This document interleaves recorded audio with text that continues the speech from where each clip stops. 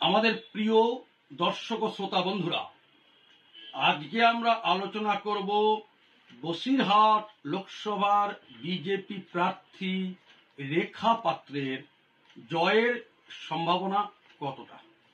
আমি নির্দিষ্টভাবে কয়েকটি পয়েন্ট আপনাদের সামনে রাখতে চাই। প্রথম কথা হচ্ছে, এবারের যে দুদফা ভোট হয়েছে পশ্চিমবাংলায়, তার একটি ট্রেন্ড একদম স্পষ্ট। মুসলিম অধ্যুষিত এলাকার চাইতে হিন্দু অধ্যুষিত এলাকায় অনেক বেশি ভোট পড়ছে। কোথাও 7%, কোথাও 8%, কোথাও 10% বেশি ভোট পড়ছে। সেই ক্ষেত্রে হাজী নুরুল ইসলামের চাইতে রেখা পাত্রের বিজয়ের সম্ভাবনা অনেকটা বেশি, তার পক্ষে ভোট পড়ার সম্ভাবনা অনেকটা বেশি। দ্বিতীয় পয়েন্ট হচ্ছে, কোনো একটি লোকসভা জিততে গেলে একটি বিধানসভা যদি কোনো প্রার্থীকে ঢেলে ভোট দেয়, তো তার পক্ষে বিজয়ের সম্ভাবনা অনেক বেশি থাকে। সন্দেশখালী বিধানসভাতে হিন্দু ভোটারের সংখ্যা প্রায় 76%। এবারের যে ট্রেন্ড আছে, সন্দেশখালী বিধানসভাতে মোট ভোটের প্রায় 65% রেখা পাত্রের দিকে পড়তে পারে। শাহজাহান শেখ, শিবু হাজরাদের কাণ্ড সামনে আসার পরে হিন্দু ভোট যতটা কনসলিডেটেড হয়েছে, তাতে যদি 65% ভোট রেখা পাত্রের পক্ষে পড়ে, প্রতিপক্ষ তৃণমূলের বাক্সে যদি 30% আর বাকিদের মিলিয়ে 5% ভোট পড়ে, তাহলে সন্দেশখালী বিধানসভা থেকে রেখা পাত্র 68 থেকে 70 হাজার ভোটের লিড পেতে পারেন, যেটা জয়ের পক্ষে প্রধান স্তম্ভ হয়ে দাঁড়াতে পারে।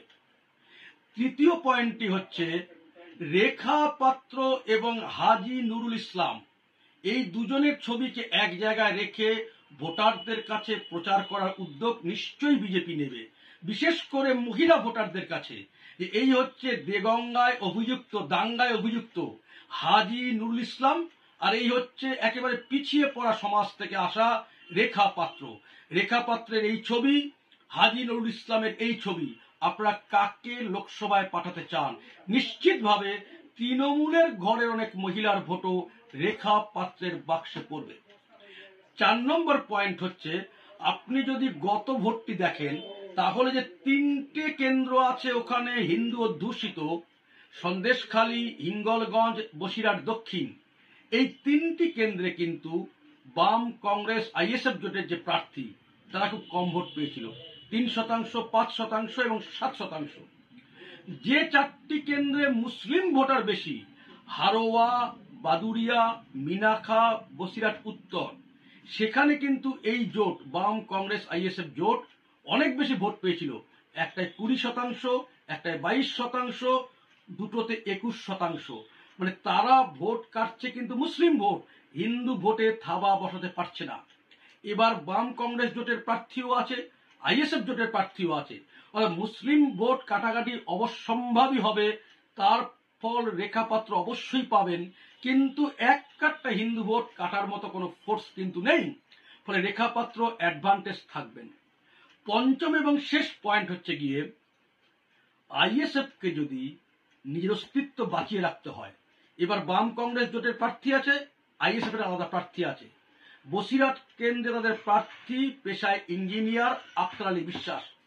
আইএসএফকে যদি নিজের অস্তিত্ব রাজনৈতিক দল হিসাবে বাঁচিয়ে রাখতে হয়, তাদের যদি রাজনীতির মানচিত্রে টিকে থাকতে হয়, তাদেরকে জোরদার লড়াই করতেই হবে। এবং বাদুরিয়া, মিনাখার মতো জায়গায় তাদের সংগঠন আছে, শক্তি আছে, ফলে আইএসএফ নিশ্চিতভাবে নিজের অস্তিত্বকে টিকিয়ে রাখবার জন্য জোরদার লড়াই করবে এবং ভোট পাবে। কিন্তু সন্দেশখালী, হিঙ্গলগঞ্জ, বসিরহাট দক্ষিণের ক্ষেত্রে এইরকম কোনো ভোট কাটাকাটি রেখা পাত্রের কাছে আসবে না।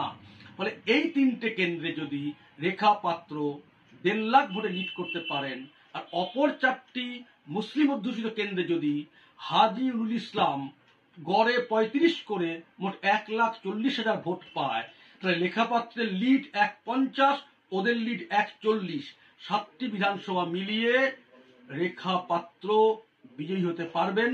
এবং এই সম্ভাবনা প্রবল আছে, বসিরহাট লোকসভা থেকে রেখা পাত্র এমপি হয়ে যাবেন এই বিশ্বাস আমরাও রাখি। সবাই খুব ভালো থাকবেন। সকলকে নমস্কার।